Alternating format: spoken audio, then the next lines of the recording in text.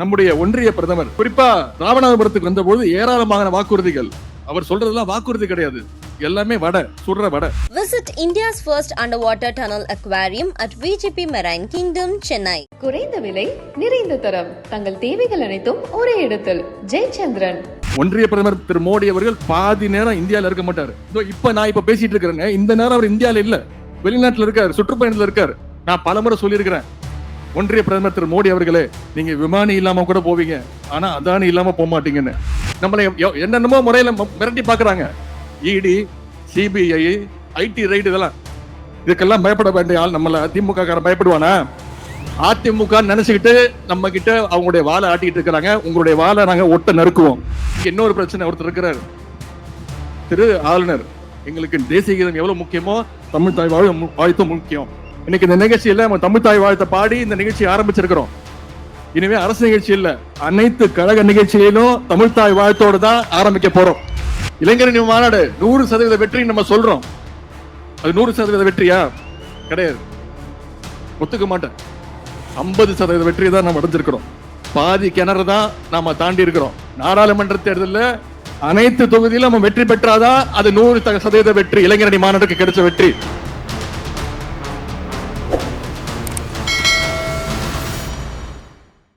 சேலத்துல நாங்க இளைஞரணி மாநாடு நடத்தணும் சென்ற மாதம் 21ஆம் தேதி. இன்னைக்கு உங்களுடைய மாவட்ட கழக செயலாளர் ராமநாதபுரத்துல ஒரு மாநாட்டை நடத்திக்கிட்டு இருக்கிறார். அந்த அளவுக்கு சிறப்பாக, இன்னும் சொல்ல போனா 3 நாட்களுக்கு முன்புதான் முடிவு பண்ணோம். இங்க ராமநாதபுரத்துல நான் பேச போறேன் அப்படின்னு 3 நாட்களுக்கு முன்புதான் முடிவானது. 3 நாட்கள்ல இவ்வளவு பெரிய எழுச்சியான கூட்டத்தை கூட்டி இருக்கிறார், இவ்வளவு ஏற்பாடுகள் செஞ்சிருக்கிறாருன்னா உங்கள் அனைவரின் சார்பாக நம்முடைய மாவட்ட கழக செயலாளர் அண்ணன் அவர்களுக்கு வாழ்த்துக்களை தெரிவித்துக்கிறார். இங்கு மட்டுமல்ல, நேற்று ஒரு 10 தொகுதியில நம்முடைய கழக மூத்த முன்னணி எல்லாம் பங்கேற்று இருக்கிறாங்க. ஒவ்வொரு கூட்டமும் ஒரு மாவட்ட மாநாடு போல் நடந்துகிட்டு இருக்கு. இதுல என்ன தெரியுது? சென்ற முறை நாம் பெற்ற வெற்றியை விட 39 ஜெயிச்சோம், 1 மட்டும் வெற்றி வாய்ப்பை எழுந்தோம். இந்த முறை 40க்கு 40 திராவிட முன்னேற்ற கழக கூட்டணி வெல்ல போவது உறுதி. இளைஞரணி மாநாட்டிற்கு உங்களுடைய மாவட்டத்திலிருந்து பல ஆயிரக்கணக்கான இளைஞர்கள் வந்திருந்தாங்க. மாநாட்டுக்கு கிட்டத்தட்ட 7 லட்சம் இளைஞர்கள் கலந்து கொண்டாங்கன்னு புள்ளி விவர கணக்கு சொல்லுது. 2 லட்சம் பேர் மாநாட்டு திடலுக்குள்ளே வர முடியல, அந்த அளவுக்கு போக்குவரத்து நெரிசல். இந்த நேரத்தில் இளைஞரணி செயலாளரா நான் நன்றி தெரிவிச்சுக்கிறேன். நீங்க எல்லாம் வந்துதான் அந்த மாநாட்டை மிகப்பெரிய ஒரு வெற்றி மாநாட மாற்றி காட்டி இருக்கிறீங்க. இளைஞரணி மாநாடு 100% வெற்றி நம்ம சொல்றோம். அது 100% வெற்றியா? கிடையாது, ஒத்துக்க மாட்டேன். 50% வெற்றி தான் நம்ம அடைஞ்சிருக்கிறோம். பாதி கிணறு தான் நாம தாண்டி இருக்கிறோம். எப்போது 100% வெற்றி ஆகும்? நாடாளுமன்ற தேர்தலில் அனைத்து தொகுதியிலும் நம்ம வெற்றி பெற்றாதான் அது 100% வெற்றி. இளைஞரணி மாநாட்டுக்கு கிடைச்ச வெற்றி. அதுவும் இந்த மாநாடு, இந்த நாடாளுமன்ற தேர்தல் நடக்கின்ற இந்த சூழ்நிலையை நீங்க கொஞ்சம் புரிஞ்சுக்கணும். சென்ற முறை 2019 நாடாளுமன்ற தேர்தல் நடந்தபொழுது நாம் அப்ப எதிர்கட்சி, ஆட்சியில இல்ல. ஆனா தமிழ்நாட்டு மக்கள் ஒட்டுமொத்தமா நம்மளை ஜெயிக்க வச்சு டெல்லிக்கு அனுப்பிச்சாங்க, மிகப்பெரிய வெற்றியை கொடுத்தாங்க. இன்னும் சொல்ல போனா இந்தியாவிலே 3வது பெரிய இயக்கம் திராவிட முன்னேற்ற கழகம் என்ற அந்த பெருமையை தேடி தந்தது தமிழக மக்கள்.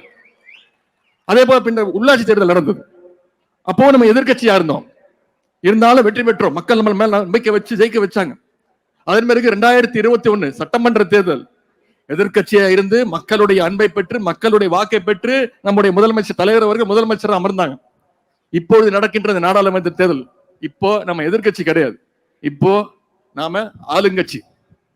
சென்ற முறை வாங்கிய வாக்கை விட ஒரு வாக்கு கம்மியா வாங்கினா எதிரணி என்ன சொல்லுவாங்க, என்ன பிரச்சாரம் பண்ணுவாங்க பாத்தீங்களா?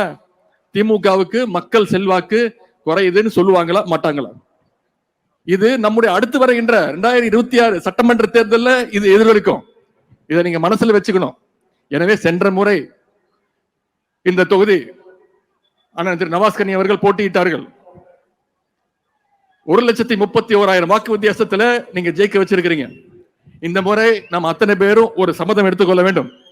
இந்த முறை தொகுதி பங்கீடு, வேட்பாளர் போட்டி எல்லாம் நீங்க அதை பத்தி கவலைப்படாதீங்க. தலைவர் எல்லாம் முடிவெடுப்பாரு. ஒரு நல்ல வேட்பாளரை, வெற்றி பெறக்கூடிய வேட்பாளரை, அது கூட்டணியாக இருந்தாலும் இருக்கலாம், நம்முடைய உதயசூரியன் நின்னாலும் நிக்கலாம், அதை நான் சொல்ல முடியாது. தலைவர் தான் முடிவெடுப்பாரு. ஆனா தலைவர் யார மக்களுடைய ஆதரவு பெற்ற வேட்பாளர் அறிவிப்பார், வெற்றி வேட்பாளர் அறிவிப்பார். மாநாட்டில் பேசும்போது சொன்னாரு, வேட்பாளர் பத்தி கவலை எல்லாம் நீங்க படாதீங்க, நான் பாத்துக்கிறேன், யாரு வெற்றி பெற போறாங்களோ அவங்கதான் வேட்பாளர் தலைவர் சொன்னார் மாநாட்டிலேயே. நான் உங்ககிட்ட கேட்டுக்கொள்வதெல்லாம், யார் தலைவர் வேட்பாளர் அறிவிச்சாலும் நீங்க மனசுல ஒண்ணுதான் நீங்க மனசுல வச்சுக்கணும். ராமநாதபுரம் பாராளுமன்ற தொகுதியில உங்களுடைய வேட்பாளர் முத்தமிழ் டாக்டர் கலைஞர் தான் உங்களுடைய வேட்பாளர். நீங்க அவர்தான் ஜெயிக்க வச்சு டெல்லிக்கு அனுப்ப போறீங்க, நாடாளுமன்றத்துக்கு அனுப்ப போறீங்க என்ற அந்த உணர்வோடு நீங்க அத்தனை பேரும் நம்முடைய தேர்தல் பணியில ஈடுபடணும்னு நான் கேட்டுக்கொள்கின்றேன். அதே போல இந்த ராமநாதபுரம் மாவட்டம் நாடாளுமன்ற தொகுதி 6 தொகுதி, சட்டமன்றத்துக்கு ராமநாதபுரம் மாவட்டத்தில் 4 தொகுதி, திருவாடானை, பரமக்குடி, முதுகுளத்தூர், ராமநாதபுரம். பல வருடங்களுக்கு பிறகு இந்த பரமக்குடி தொகுதியில திராவிட முன்னேற்ற கழகம் ஜெயிக்க வச்சிருக்கோம். எனவே இந்த வெற்றி தொடர வேண்டும் என்று நான் கேட்டுக்கொள்கின்றேன். இந்த ராமநாதபுரம் மத நல்லிணக்கத்திற்கு பெயர் பெற்ற ஒரு ஊர். அதற்கு சிறந்த உதாரணமே உங்களுடைய மாவட்ட கழக செயலாளர் அண்ணன் திரு காதர் பாட்சா என்ற முத்துராமலிங்கம் தான். தமிழ்நாட்டில் இருக்கக்கூடிய அத்தனை பேரும் சகோதர சகோதரிகளா, இந்துவா இருக்கட்டும், முஸ்லிமா இருக்கட்டும், கிறிஸ்டியனா இருக்கட்டும், நாம் அத்தனை பேரும் சகோதர சகோதரிகளா வாழ்ந்து கொண்டிருக்கிறோம். இங்க முத்துராமலிங்கம் பேச சொன்னாங்க, மதத்தை வச்சு அரசியல் பண்ண முயற்சிக்கிறாங்க, அதற்கு தமிழ்நாட்டு மக்கள் என்னைக்கும் துணை போக மாட்டாங்க. இங்க இருக்கிறாரு அண்ணன் நவாஸ்கனி இருக்கிறாரு, அவர் பொங்கலுக்கு நான் அவரை என் வீட்டுக்கு கூப்பிடுவேன், ஒன்னா கொண்டாடுவோம். ரம்ஜானுக்கு அவர் எனக்கு பிரியாணி அனுப்பிச்சு விடுவார். இதுதான் தமிழ்நாட்டு மக்கள். இந்த மதத்தை வச்சு அரசியல் பண்ற ஒன்றிய பாஜக அரசுடைய கனவு என்றென்று பலிக்கிறது. நம்ம அத்தனை இந்த கூட்டத்திற்கு பெயர் உரிமைகள் மீட்பு கூட்டம் மாநாடு. ஏன் மீட்க வேண்டும்? அதிமுக ஆட்சியில கடந்த 10 ஆண்டு அதிமுக ஆட்சியில மாநில உரிமைகள் அத்தனை உரிமைகளையும் ஒன்றிய பாஜக அரசு கிட்ட விட்டு கொடுத்திருக்கிறாங்க. கல்வி உரிமை, புதிய கல்விக் கொள்கைன்னு கொண்டு வராங்க, நியூ எஜுகேஷன் பாலிசி. இதுவரைக்கும் 10ஆம் வகுப்புக்கும் 12ஆம் வகுப்புக்கும் பொது தேர்வு, பப்ளிக் எக்ஸாம் இருந்தது. இப்போ இந்த நியூ எஜுகேஷன் பாலிசியில 8ஆம் வகுப்புக்கு பொது தேர்வுன்னு சொல்றாங்க, 5ஆம் வகுப்புக்கு பொது தேர்வுன்னு சொல்றாங்க. நம்ம வீட்டு பசங்க படிக்க கூடாதுன்னு இப்படி புதிய புதிய திட்டங்களை கொண்டு வந்து திணிக்கிறாங்க. கல்வி உரிமை. இன்னொன்னு, நீட் தேர்வு. உங்களுக்கு தெரியும், மறைந்த முதலமைச்சர் ஜெயலலிதா அம்மையார் இருந்த வரைக்கும் தமிழ்நாட்டுக்குள்ள நீட் தேர்வு அந்த மாதிரி நுழைய விடல. இன்னும் சொல்ல போனா என்ட்ரன்ஸ் எக்ஸாம் ரத்து பண்ணது, பொது தேர்வு நுழைவுத் தேர்வு ரத்து பண்ணது. கிராமங்கள்ல இருந்து ஏழை எளிய மாணவர்களா படிச்சு மருத்துவர் ஆகணும்னு கலைஞர் தான் பொது தேர்வை ரத்து செஞ்சார். அதன் பிறகு பாஜக, காங்கிரஸ் அவங்கள பழி சொல்லுவாங்க. இந்தியா முழுக்க நீட் தேர்வு வந்தாலும் தமிழ்நாட்டுக்குள்ள அந்த அம்மா நுழைய விடல, அந்த அம்மாவை பாராட்டி ஆகணும். அதன் பிறகு அந்த அம்மையார் மறைந்த பிறகு திருட்டுத்தனமா ஒன்றிய பாஜகவுடைய மிரட்டலுக்கு பயந்து அதிமுக ஆட்சி தான் நீட் தேர்வை தமிழ்நாட்டுக்குள்ள கொண்டு வந்தாங்க. இது வரைக்கும் அனிதால, அரியலூர் மாவட்டத்துல அனிதா ஆரம்பிச்சு சென்ற வருடம் சென்னையில ஜெகதீசன் 21 குழந்தைங்க தற்கொலை பண்ணியிருக்கிறாங்க. ஏன்? நீட் தேர்வுக்கு பயந்து, தேர்வாகலேன்னு. அவங்களுடைய மருத்துவர் கனவு பலி ஆயிடுச்சு, பலிக்கலையேன்னு. இந்த முறை சென்னையில ஜெகதீசன் முதல் நாள் தற்கொலை பண்ணிக்கிறான் எழுதி வச்சுக்கிட்டு, அடுத்த நாள் ஜெகதீசனுடைய அப்பாவும் தற்கொலை பண்ணிக்கிட்டாரு. பையனை எழுந்த சோகத்துல ஒரு குடும்பத்தையே எழுந்திருக்கிறோம் நீட் தேர்வுக்கு. நம்ம தேர்தல் நேரத்தில் பிரச்சாரத்துல சொன்னோம், நம்ம வந்தா நீட் தேர்வை ரத்து செய்வதற்கான முழு முயற்சியை ஈடுபட்டு இருக்கிறோம். இங்க இருந்து சட்ட மசோதா தாக்கல் பண்ணி அரசுக்கு அனுப்புறோம், ஒன்றிய அரசுக்கு அனுப்புறோம். இது வரைக்கும் குடியரசுத் தலைவர் கையெழுத்து போடாம இருக்கிறாங்க. இளைஞரணியின் சார்பா மாநாட்டுல தலைவர்கிட்ட கொடுத்திருக்கிறோம், 50 நாட்கள் 50 லட்சம் கையெழுத்து, எங்களுக்கு நீட் தேர்வு வேணா ரத்து செய்யுங்கன்னு பொதுமக்கள் மாணவர்களை சந்திச்சு கையெழுத்து பெற்றிருக்கிறோம். விரைவில் தலைவருடைய ஒப்புதல் பெற்று டெல்லி வரை சென்று அங்கேயும் போராட்டத்தை நடத்த தயாரா இருக்கின்றோம். என்னைக்கு தமிழ்நாட்டிலிருந்து உண்மையா நீட் தேர்வு ரத்து செய்யப்படுதோ அதுதான் நமக்கு இருக்கக்கூடிய முதல் வெற்றி. அதே போல மொழி உரிமை, எந்த விதத்திலேயாவது ஹிந்தியை எப்படியாவது திணிக்கணும்னு முயற்சிக்கிறாங்க. அதை தமிழ்நாட்டுக்குள்ள எந்த நேரமும் ஹிந்தி திணிப்பை நாங்க ஒத்துக்க மாட்டோம். நிதி உரிமை. உங்களுக்கு தெரியும், கடந்த டிசம்பர் மாதம் சென்னையில எவ்வளவு பெரிய வெள்ளம் வந்தது, எவ்வளவு பெரிய பாதிப்பு. அடுத்த வாரமே தூத்துக்குடி மாவட்டம், நெல்லை மாவட்டங்கள்ல மிகப்பெரிய இழப்பு, மிகப்பெரிய வெள்ளம். நானு அமைச்சர்கள்லாம் 10 நாள், கிட்டத்தட்ட 8-9 நாட்கள் அங்க தங்கி இருந்தோம், மக்கள் பணியில ஈடுபட்டோம். தலைவர் அறிவிச்சாரு, பாதிக்கப்பட்ட ஒவ்வொரு குடும்பத்திற்கும் 6000 ரூபாய் கொடுப்போம் அப்படின்னு. இது வரைக்கும் ஒன்றிய அரசு ஒரு பைசா கூட நமக்கு கொடுக்கல. நிதியமைச்சர் அமைச்சாங்க, அனுப்பிச்சு வச்சு பார்த்தா அவங்களும் சுத்தி பார்த்துட்டு போனாங்க. ஒன்றிய அமைச்சர்கள்லாம் வந்தாங்க. என்ன சொன்னாங்க, தலைவர் வந்து கேட்டாரு ஒன்றிய அரசு கிட்ட, நிதி கொடுங்க, இவ்வளவு பெரிய இழப்பீடு நான் கொடுத்திருக்கிறேன், 30,000 கோடி ரூபாய் தேவைப்படுது, இழப்பு ஏற்பட்டிருக்கு, கொடுங்க அப்படின்னு முதலமைச்சர் கேட்டார். நிதியமைச்சர் என்ன தெரியுமா சொன்னாங்க, நாங்க என்ன ஏடிஎம் மிஷினா அப்படின்னாங்க. நான் உடனே சொன்னேன், நாங்க என்ன உங்க அப்பா வீட்டு காசு அப்படின்னு சொன்னேன். நான் கேட்டதுல ஏதாவது தவறு இருக்கா? நம்ம கட்டின வரி பணத்தை தான் நான் கேட்டேன்.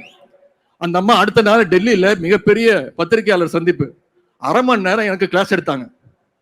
உதயநிதி இப்படிலாம் பேசக்கூடாது, மரியாதை இல்லாம பேசுறாரு அப்படின்னு. உடனே நான் அடுத்த நாள் சொல்லிட்டேன், மன்னிச்சிருங்கம்மா, நான் மரியாதை குறைவா பேசல, மாண்புமிகு மதிப்புமிகு உங்களுடைய அப்பா வீட்டு காசை நான் கேட்கல, எங்க தமிழ்நாட்டு மக்கள் கட்டி இருக்கக்கூடிய வரி பணத்தை தான் நான் கேட்கிறேன்னு சொன்னேன். தமிழ்நாட்டிலிருந்து நாம செலுத்தக்கூடிய வரி 1 ரூபா நம்ம கொடுக்கிறோம்னா, ஒன்றிய அரசு நமக்கு திரும்பி எவ்வளவு தெரியுமா கொடுக்குறாங்க? வெறும் 28 பைசா. நாம கொடுக்கிறது 1 ரூபா, அவங்க நமக்கு திருப்பி தர்றது அந்த 1 ரூபா 28 பைசா. ஆனா பாஜக ஆளுகின்ற மாநிலங்கள்ல 1 ரூபாய்க்கு 2 ரூபா 3 ரூபா 3 மடங்கு அதிகமா கொடுக்குறாங்க. இந்த 5 வருஷத்துல தமிழ்நாட்டுடைய வரி பணம் எவ்வளவு தெரியுமா கட்டி இருக்கிற ஒன்றிய அரசுக்கு? கிட்டத்தட்ட 6 லட்சம் கோடி கட்டி இருக்கிறோம். திருப்பி நமக்கு எவ்வளவு தெரியுமா கொடுத்திருக்காங்க? 1,50,000 கோடி தான் திருப்பி கொடுத்திருக்காங்க. இப்படி அனைத்து உரிமைகளையும் ஒன்றிய பாஜக அரசு நம்ம கிட்ட இருந்து பறிச்சுட்டு இருக்கு. இதையெல்லாம் நாம் தட்டி கேட்க வேண்டும். அதற்கு இந்த நாடாளுமன்ற தேர்தல் நமக்கு ஒரு மிகுந்த ஒரு நல்ல வாய்ப்பு. நம்ம தலைவர் யார முடிவு எடுக்கிறாங்களோ அவங்க தான் அடுத்த பிரதமரா அங்க உட்காரணும்னா, நம்ம நாடாளுமன்ற தேர்தலில் 40க்கு 40 வெற்றி பெற்றாக வேண்டும். நம்மளை என்னென்னமோ முறையில மிரட்டி பாக்குறாங்க, இடி, சிபிஐ, ஐடி ரைடு, இதுக்கெல்லாம் பயப்பட வேண்டிய ஆள் நம்மள திமுக காரன் பயப்படுவானா? அதிமுக நினைச்சுக்கிட்டு நம்ம கிட்ட அவங்களுடைய வாழை ஆட்டிக்கிட்டு இருக்கிறாங்க. உங்களுடைய வாழை நாங்க ஒட்ட நறுக்குவோம். 2 சம்பவத்தை மட்டும் சொல்றேன். சமீபத்துல கிட்டத்தட்ட 1000 கோடி ரூபாய் செலவு செஞ்சு புதிய பாராளுமன்ற கட்டிடத்தை திறந்தாங்க, வளாகத்தை திறந்தாங்க. அதற்கு யார் அழைக்கணும்? இந்தியாவுடைய முதல் குடிமகன் யாரு? ஜனாதிபதி, குடியரசுத் தலைவர். அழைச்சாங்களா? அழைக்கல. ஏன்? அவங்க கணவனை இழந்தவங்க, அவங்க ஒரு மலைவாழ் மக்கள், அந்த வகுப்பை சேர்ந்தவங்க. அவங்களை அழைக்காம இங்க இருக்கக்கூடிய சாமியார்கள்லாம் அழைச்சிட்டு போய் நாடாளுமன்ற கட்டடத்தை திறந்தாங்க. திறந்து ஒரே வாரத்துல இழுத்து மூடிட்டாங்க. கேட்டா வாஸ்து சரியில்லைன்ட்டாங்க. அங்க யார அழைச்சிருக்கணும்? பிரதமர் போயிருந்தாரு, நாடாளுமன்ற உறுப்பினர் அழைச்சிருக்கணும், மக்கள் பிரதிநிதிகளை அழைச்சிருந்திருக்கணும். அழைக்கல. அதே போல இப்ப இன்னொரு சம்பவம், 10 நாட்களுக்கு முன்பு அயோத்தியில ராமர் கோயிலை திறந்தாங்க. அதுக்கு யார அழைச்சிருக்கணும்? இருக்கக்கூடிய சாமியார்களை அழைச்சிருக்கணும். அழைச்சாங்களா? அழைக்கல. சாமியார்கள் வரமாட்டேன்ட்டாங்க. மோடி வந்தாருன்னா நாங்க வரமாட்டோம்னு அவங்க சொல்லிட்டாங்க. நீங்க கோயில் கட்டுங்க, ஆனா என்ன அங்க இருக்கக்கூடிய மசூதியை கட்டிட்டு இடிச்சிட்டு அந்த கோயிலை கட்டி இருக்கிறீங்க, அதனால நாங்களாம் வரமாட்டோம் சொல்லியாச்சு. எங்க தமிழ்நாட்டு மக்கள் நீங்க கோயில்லாம் கட்டினீங்கன்னா நல்லா வந்து சாமி கும்பிடுவாங்க. ஆனா தேர்தல் வந்துச்சுன்னா வாக்கு சீட்டுல உதயசூரியன் சின்னத்துக்கு தான் வாக்களிப்பாங்க. அப்படிப்பட்ட தெளிவான மக்கள் தான் நம்முடைய தமிழ்நாட்டு மக்கள். இதையெல்லாம் நீங்கள் அறிந்து கொள்ள வேண்டும். இங்க இன்னொரு பிரச்சனை, ஒருத்தர் இருக்கிறார், திரு ஆளுநர் பேரறிஞர் அண்ணா அப்பவே சொன்னார், ஆட்டுக்கு தாடியும் நாட்டுக்கு கவர்னரும் தேவையே இல்லைன்னாரு. இன்னைக்கு இந்த கூட்டத்துல முதல் முறையா அரசு நிகழ்ச்சி, அத்தனை நிகழ்ச்சியிலையும் தமிழ் தாய் வாழ்த்து தான் முதல்ல பாடப்படும். உங்களுக்கு தெரியும், நிகழ்ச்சி முடியும் போது தேசிய கீதம் பாடுவோம். எங்களுக்கு தேசிய கீதமும் முக்கியம், அதை விட எங்களுடைய தமிழ் தாயும் முக்கியம். இன்னைக்கு இந்த நிகழ்ச்சியில நம்ம தமிழ் தாய் வாழ்த்தை பாடி இந்த நிகழ்ச்சி ஆரம்பிச்சிருக்கிறோம். இனிமே அரசு நிகழ்ச்சி இல்ல, அனைத்து கழக நிகழ்ச்சியிலும் தமிழ் தாய் வாழ்த்தோடு தான் ஆரம்பிக்க போறோம். ஒரு 4 மாதங்களுக்கு முன்னாடி இந்த ஆளுநர் என்ன பண்ணாரு தெரியுமா? போன வருஷம் என்ன பண்ணாரு? ஆளுநர் உரைன்னு நம்ம எழுதி கொடுக்கறத படிக்க வேண்டியது அவருடைய பொறுப்பு. அவர் ஒன்றும் மக்கள் பிரதிநிதி கிடையாது, அவர் யாராலும் தேர்ந்தெடுக்கப்பட்டவர் கிடையாது, நியமிக்கப்பட்டவர். குடியரசுத் தலைவர் கூட சட்டமன்ற உறுப்பினர்கள், நாடாளுமன்ற உறுப்பினர்கள் வாக்களிச்சு தேர்ந்தெடுக்கிறாங்க. ஆனா ஆளுநர் என்பவர் நியமிக்கப்பட்டவர். அவர் ஜஸ்ட் ஒரு தபால்காரர், அவ்வளவுதான், போஸ்ட்மேன். சென்ற முறை ஆளுநர் உரையை முற்றுமா தவிர்த்துட்டு பெரும்பகுதியில் அவரே திருத்திட்டு நம்முடைய தலைவர்கள் பேர்லாம் விட்டுட்டாரு. தந்தை பெரியார் பேரை சொல்லல, பேரறிஞர் அண்ணா பேரை தவிர்த்துட்டாரு, அம்பேத்கர் பேரை தவிர்த்துட்டாரு. அப்போ நம்முடைய தலைவர் வந்து சொன்னார், ஆளுநர் பேசுறதெல்லாம் எதுவுமே சட்டசபை அவை குறிப்பில் ஏறாது, நாங்க எழுதி கொடுத்ததுதான் ஏறும் அப்படின்னு தைரியமா சொன்னவர் தான் நம்முடைய தலைவர் அவர்கள். நடுவில் என்ன பண்ணாரு, தமிழ்நாட்டோட பேரை மாத்தணும் அப்படின்னாரு. இனிமே தமிழ்நாடுன்னு கூப்பிடக்கூடாது, தமிழகம் அப்படின்னு கூப்பிடுங்க, அது என்ன தமிழ்நாடு அப்படின்னாரு. ஒட்டுமொத்த தமிழ்நாட்டு மக்களும் எதிர்ப்பு தெரிவிச்சதுனால 2 நாள்ல பல்ட்டி அடிச்சு, நான் அந்த அர்த்தத்துல சொல்லல, என்ன மன்னிச்சிருங்க அப்படின்னாரு. இப்போ இன்னைக்கு 3 நாட்கள் முன்பு சட்டசபையில ஆளுநர் உரை படிக்க ஆரம்பிச்சாருன்னா என்ன சொல்றாரு, தேசிய கீதம் தான் பாடணும், தமிழ்தாய் வாழ்த்த பாடக்கூடாது அப்படின்னாரு. ஆனா நம்ம அதெல்லாம் ஒத்துக்கல. எங்களுக்கு தேசிய கீதம் எவ்வளவு முக்கியமோ தமிழ்தாய் வாழ்த்தும் முக்கியம். எனவே இன்னைக்கு தமிழ்தாய் வாழ்த்தோட ஆரம்பிச்சிருக்கிறோம். வெற்றி உங்களுடைய கைகள்ல இருக்கு. நம்ம கையில இன்னும் 55ல இருந்து 60 நாட்கள் தான் நம்முடைய கைகள்ல இருக்கு. தேர்தலை சந்திக்க இன்னும் ஒரு 10 நாட்கள், ஒரு வாரம் 10 நாட்களுக்குள்ள தேர்தல் தேதி அறிவிச்சிருவாங்க. நமக்குள்ள சின்ன சின்ன வித்தியாசங்கள் இருக்கும், மனக்கசப்புகள் இருக்கும். அதையெல்லாம் மறந்து தள்ளி வைத்து விட்டு அடுத்த 55 நாட்கள் 60 நாட்கள் நம்முடைய ஒரே குறிக்கோள் தேர்தல் வெற்றி. வாக்கு வித்தியாசம், மிகப்பெரிய வாக்கு வித்தியாசத்துல தலைவர் யார் அறிவிக்கிறாங்களோ அவங்களை நீங்க வெற்றி பெற செய்வீங்க அப்படி என்ற நம்பிக்கை எனக்கு இருக்கு. இதே ராமநாதபுரம் மாவட்டத்திற்கு வருகை தந்த நம்முடைய ஒன்றிய பிரதமர் 2014ஆம் ஆண்டு தேர்தல் பிரச்சாரத்தின் போது ஒன்றிய பிரதமர் திரு மோடி அவர்கள் பல்வேறு வாக்குறுதிகளை இங்க வந்து உங்களுக்கு கொடுத்தார்.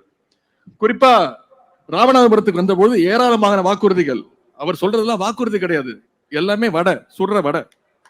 என்ன சொன்னார்னா, ஏழையாய் பிறந்து ஏழையாவே வளர்ந்தவனா, ஏழ்மையின் வலியை நன்கு உணர்ந்தவன் தான் அப்படின்னு பேசினாரு.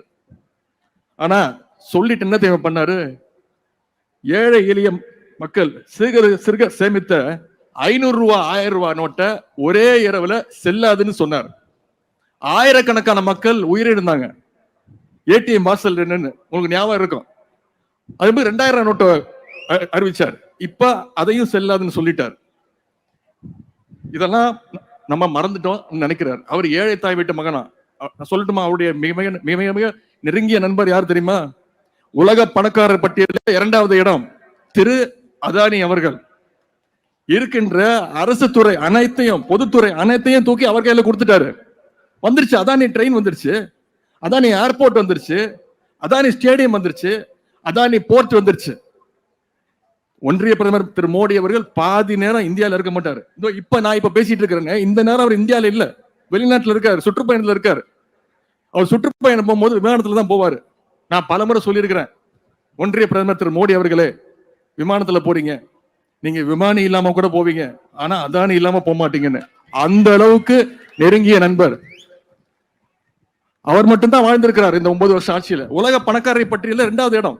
அது மட்டும் இல்ல, ஒன்றிய அரசு இந்த 9 வருஷ ஆட்சியில செஞ்சிருக்கக்கூடிய ஊழல்களை நான் சொல்லல, சிஏஜி அறிக்கை. சிஏஜிங்கிறது controller audit general of India.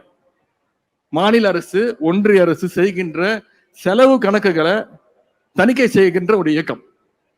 அவங்க ஒரு அறிக்கை வெளியிட்டாங்க. அந்த அறிக்கையின் படி பாத்தீங்கன்னா இந்த 9 வருஷத்துல 7.5 லட்சம் கோடி ரூபாய்க்கு கணக்கு இல்ல, பணத்தை காணும். 7.5 லட்சம் கோடி ரூபாய் பணத்தை காணும். துவாரகா சாலைன்னு ஒரு திட்டம், ஒன்றிய அரசோட திட்டம். அதுல 1 கிலோமீட்டர் ரோடு போடுவதற்கு எவ்வளவு தெரியுமா செலவு செஞ்சிருக்கிறாங்க ஒன்றிய அரசு? 125 கோடி. 1 கிலோமீட்டர் ரோடு போடுவதற்கு 125 கோடி. அதே போல ஆயுஷ்மான் பாரத்னு ஒரு திட்டம், இன்சூரன்ஸ் திட்டம். சில வருடங்களுக்கு முன்பு ரமணான்னு ஒரு படத்தை பார்த்திருப்பீங்க. அந்த படத்துல ஒரு காட்சி வரும், ஒருத்தர் இறந்து போயிருப்பாரு, அவரை மருத்துவமனைக்கு சிகிச்சைக்காக கூட்டு போயிருப்பாங்க. உள்ள இறந்து போனவரை அடைச்சு வச்சு மருத்துவர்கள் வெளில வந்து பொய் சொல்லுவாங்க, உயிரோடு இருக்காரு, போய் மருந்து வாங்கிட்டு வாங்க, ஆபரேஷன் செய்யணும், போய் காசு கட்டுங்க அப்படின்னு. நம்ம திரையில பார்த்ததை நிஜத்துல செஞ்சு காட்டிருக்கிறது ஒன்றிய பாஜக அரசு. 85,000 பேர், 88,000 பேருக்கு இறந்து போனவங்களுக்கு இன்சூரன்ஸ் கொடுத்திருக்கிறாங்க, மருத்துவ காப்பீடு திட்டம். இறந்து போன 88,000 பேருக்கு. இதற்கெல்லாம் ஒன்றிய பாஜக அரசு இந்த தேர்தலில் பதில் சொல்லி ஆக வேண்டும். ஒரு சின்ன கதையை மட்டும் சொல்லி முடிக்க விரும்புகின்றேன். ஒரு பூட்டப்பட்ட ஒரு பூட்டு, ஒரு சுத்தியல், ஒரு சாவி. இந்த சுத்தியல் பூட்டை உடைக்கிறதுக்காக அதோட தலையிலே நல்லா அடிக்குது, ஆனா பூட்டை திறக்க முடியல. ஆனா இந்த சாவி என்ன பண்ணுச்சு, ரொம்ப சுலபமா திறந்துருச்சு. பூட்டை. அப்ப இந்த சுத்திகள் கேட்டுச்சு சாவி கிட்ட, நான் எவ்வளவு பெருசா இருக்கேன், நான் எவ்வளவு பலம் வாய்ந்தவனா இருக்கேன், என்னால திறக்க முடியல. ஆனா நீ இத்தனோண்டு சின்னதா இருக்க, உன்னால எப்படி இந்த பூட்டை இவ்வளவு சுலபமா திறக்க முடிஞ்சதுன்னு கேட்டுச்சு. அதுக்கு அந்த சாவி சொல்லுச்சு, உண்மைதான், நீ என்னை விட பெரிய பலசாலி தான், பாக்குறதுக்கு பெருசா இருக்க. ஆனா நீ பூட்டை திறக்கிறதுக்கு பூட்டோட தலையில அடிச்சுக்கிட்டே இருக்க. நீ தலையில அடிச்சா பூட்டு திறக்காது. நான் சாவி அந்த பூட்டோட இதயத்துக்குள்ள போய் நைசா தொட்டேன், அதனாலதான் அந்த சாவி நான் சொல்ற பேச்ச கேக்குது அப்படின்னு. இந்த இடத்துல நான் பூட்டுன்னு சொன்னது ஒன்றிய பாசிச பாஜக அரசு, பூட்டுன்னு சொன்னது நம்முடைய தமிழ்நாடு, சுத்தியல்னு நான் சொன்னது ஒன்றிய பாஜக அரசு, சாவின்னு சொன்னது நம்முடைய திராவிட முன்னேற்ற கழகம். நம்முடைய தமிழ்நாட்டு மக்கள் கிட்ட எப்படி எந்த விஷயத்தை சொல்லணும், என்னென்ன திட்டங்களை செய்து கொடுக்கணும்னு நம்முடைய தமிழக முதலமைச்சர்களுக்கு நன்றாக தெரியும். Visit India's first underwater tunnel aquarium at VGP Marine Kingdom, Chennai. குறைந்த விலை, நிறைந்த தரம், தங்கள் தேவைகள் அனைத்தும் ஒரே இடத்தில். ஜெயச்சந்திரன். மின்னம்பலம்.com தமிழின் முதல் மொபைல் பத்திரிகை.